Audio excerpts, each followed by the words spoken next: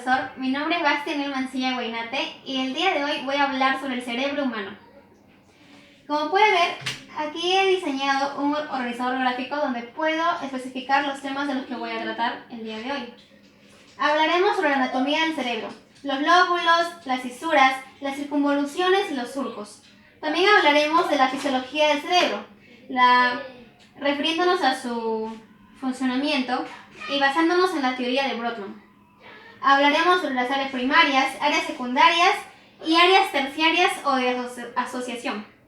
Y por último hablaré de una patología, en este caso la demencia. Como ya todos saben, la corteza cerebral es el área más desarrollada del cerebro y es responsable de las funciones cerebrales superiores, como el pensamiento, la planificación y la toma de decisiones. Ahora pasaremos a hablar sobre la anatomía del cerebro. Acompáñenme. Ya estamos en ese papelote y aquí hablaremos sobre la anatomía del cerebro. Aquí he dibujado la vista lateral y mencionaré a los 5 lóbulos que se encuentran acá. Es el lóbulo central, el lóbulo frontal, el lóbulo temporal, el lóbulo occipital y el lóbulo parietal. Cada uno de estos lóbulos cerebrales es responsable de varias funciones importantes. Los lóbulos frontales, por ejemplo, son vitales para el control, el pensamiento y el razonamiento motor.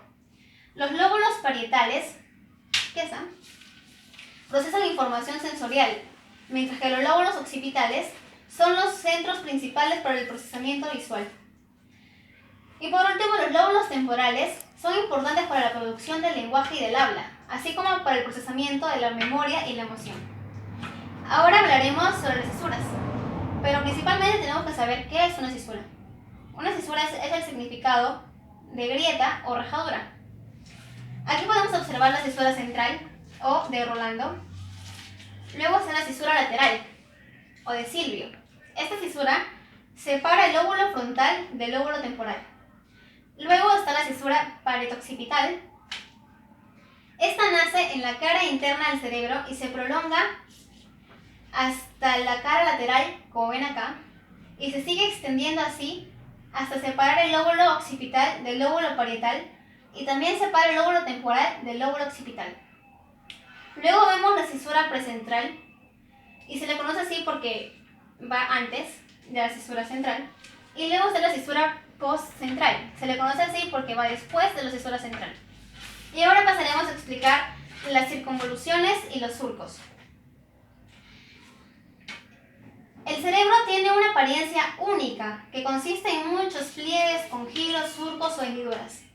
Un pliegue cerebral se conoce como circunvolución, mientras que una depresión se denomina surco o fisura.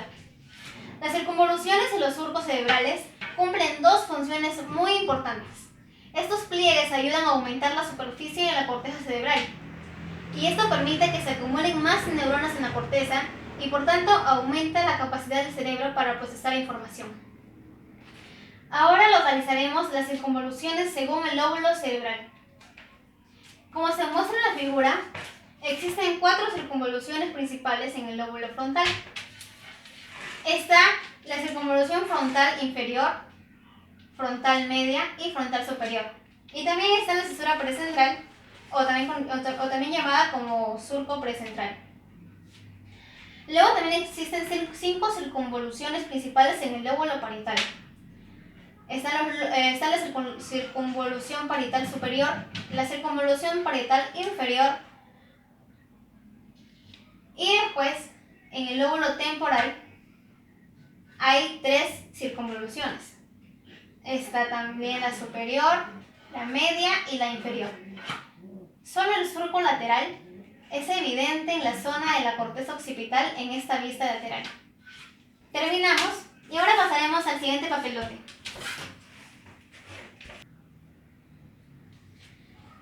Como pueden ver, ahora vamos a hablar de la fisiología del cerebro. Las áreas de Brodmann tienen la función de estar involucradas en diferentes funciones como las cognitivas y conductuales. Al mismo tiempo, muchas de esas áreas cerebrales definidas por Brodmann tienen sus propias estructuras internas complejas. Ahora localizaremos las áreas de Brodmann según el lóbulo cerebral. En el lóbulo frontal, acá está, este lóbulo contiene áreas implicadas en el funcionamiento cognitivo, el habla y el lenguaje. Por ejemplo, el área 4 corresponde al área motora primaria. El área 6 es el área motora secundaria. El área 8 facilita los movimientos oculares y participa en los reflejos visuales, así como en la dilatación y la constricción de la pupila. Las áreas 9, 10 y 11 se encargan de los procesos cognitivos, como el razonamiento, el juicio, que pueden denominarse colectivamente inteligencia biológica, incluida la función ejecutiva. Y por último están las áreas 45 y 44. A estas más se le conoce como el área de Broca. En el siguiente lóbulo, en el parietal, las áreas en este lóbulo desempeñan un papel en los procesos somatosensoriales. En las áreas 3, 2, 1 están ubicadas en la corteza sensorial primaria, con el área 3 por encima de las otras dos. Estas son las principales áreas sensoriales para el tacto y la propiocepción, incluida la sinestesia. Luego están las áreas 5, 7 y 40. Estas se encuentran detrás de la corteza sensorial primaria y se consideran áreas terciarias donde se produce el procesamiento somatosensorial. Y por último está el área 39, que más es conocido como la circunvolución angular. Ahora seguimos con el lóbulo temporal. En el lóbulo temporal, el área 41 es conocido como el área auditiva primaria. El área 42 se encuentra inmediatamente inferior al área 41 y también está involucrada en la detección y el reconocimiento del habla. Las áreas 21 y 22 son las áreas de asociación auditiva. Colectivamente se les puede llamar área de Wernicke. El área 37 se encuentra en la parte posterior inferior del lóbulo temporal. Las lesiones aquí pueden causar anomía. Y por último está el lóbulo occipital. El lóbulo occipital contiene áreas que procesan estímulos visuales. Por ejemplo, acá está el área 17 y es conocido como el área visual principal. Luego están las áreas 18 y 19. Estas son las áreas visuales secundarias, donde se produce el procesamiento visual. Hasta aquí mi explicación. Como pueden ver acá en este cuadro está todo el resumen de lo que acabo de explicar. Y ahora pasamos a la siguiente diapositiva, que es la patología del cerebro. Volvimos. Ahora vamos a explicar, como le dije, el último tema, la patología del cerebro. Aquí hablaremos sobre la demencia. Causas. La demencia es causada por el daño o la pérdida de las células nerviosas y sus conexiones en el cerebro. En función del área del cerebro afectada por el daño, la demencia puede tener un impacto diferente en las personas y provocar diferentes síntomas.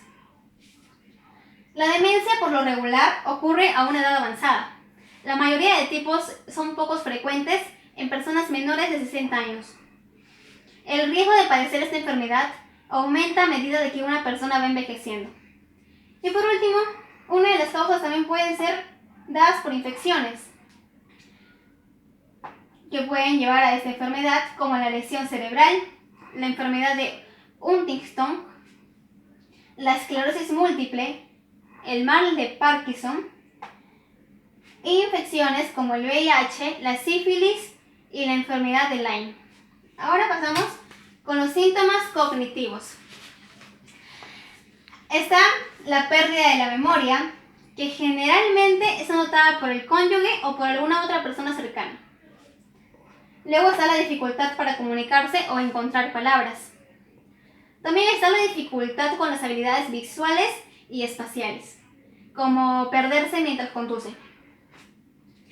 También está la dificultad para razonar o para resolver problemas. También está la dificultad para manejar tareas complejas. También se encuentra la dificultad para planificar y organizar. Está también la dificultad con la coordinación y las funciones motoras. Y ellos presentan demasiada confusión y desorientación. Y después vienen los síntomas conductuales. El paciente no puede controlar las conductas inapropiadas. Por ejemplo, puede desvestirse en un lugar público. También está la mala interpretación de los indicios visuales y auditivos. El paciente puede resistir al tratamiento por el simple hecho de pensar que lo están asaltando. También está el daño de la memoria a corto plazo.